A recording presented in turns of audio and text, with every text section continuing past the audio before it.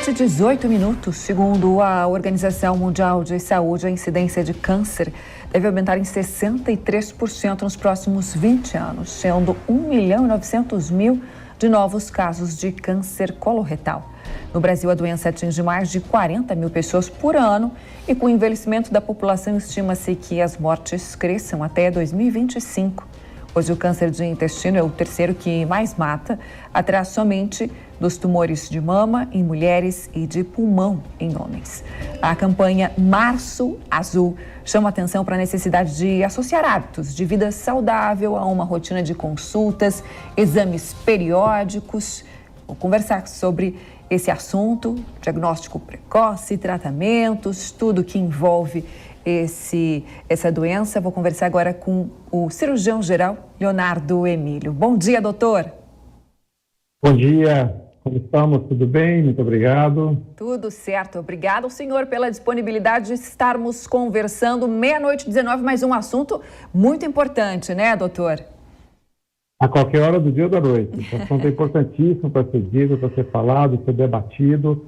Nós estamos aí com o Março Azul Marinho na prevenção do câncer coloretal, que foi através de um projeto de lei, né, do Senado Federal, um projeto de lei 5024 de 2019, que instituiu esse programa no sentido de alertar para essa doença, que, como você bem disse, segundo o Instituto Nacional de Câncer, então vão ter 40 mil casos novos de câncer coloretal por ano.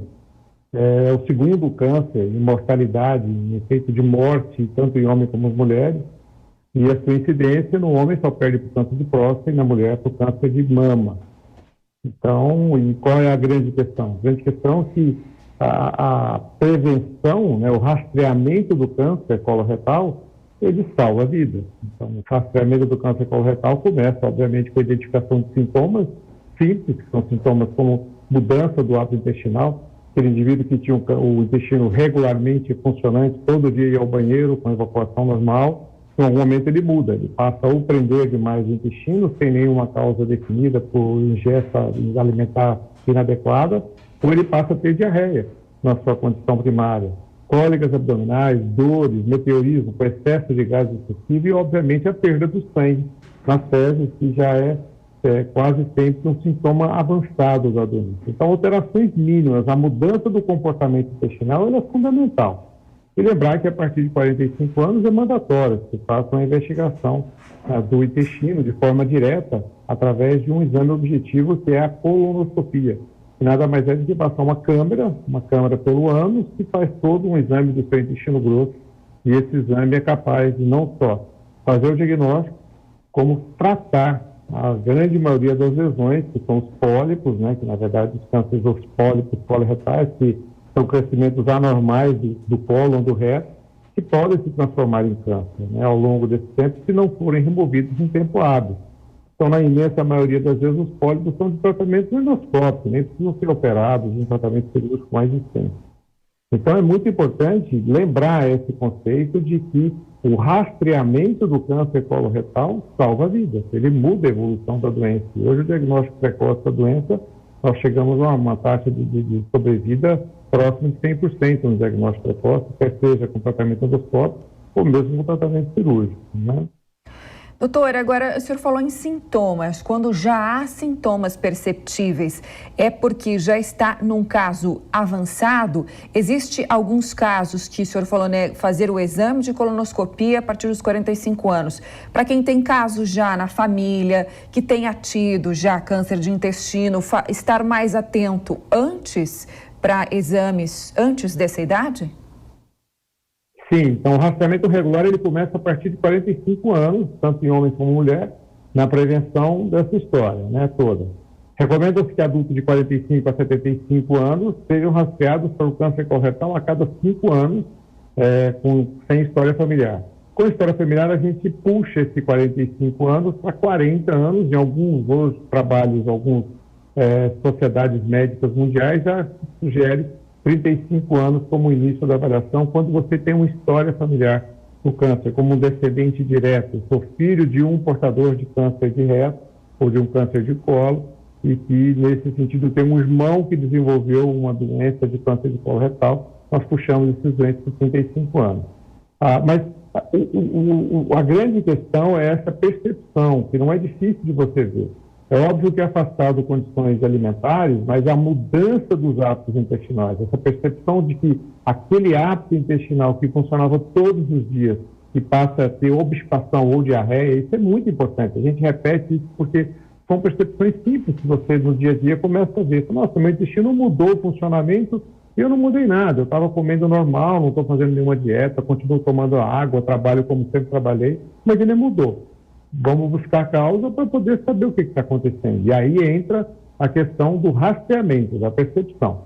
É óbvio que a gente não vai esperar que você tenha ou que a pessoa tenha, Deus queira que ninguém tenha, com perda de sangue nas fezes, né? Mas havendo essa perda de sangue nas fezes também não significa que é o fim do tratamento, meu Deus, não tem o que fazer. Pelo contrário, muitas vezes são tumores, às vezes que crescem um crescimento localizado junto de uma veia ou de uma artéria que tem um sangramento mais precoce. Então ele tem uma sinalização com o sangramento mais precoce.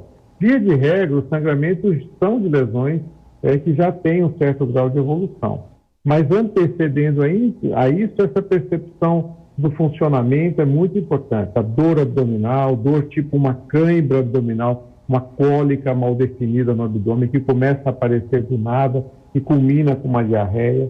E aí vem os sintomas que são relacionados eventualmente à perda de sangue, né? Como fraqueza inexplicada, geralmente vem determinada pela anemia, essa perda de peso que você não sabe por que está acontecendo ao longo desse período, faz um exame de sangue, está lá uma anemia de causa desconhecida num paciente acima de 50 anos, é mandatório que se investigue a pesquisa do rastreamento do câncer coloretal.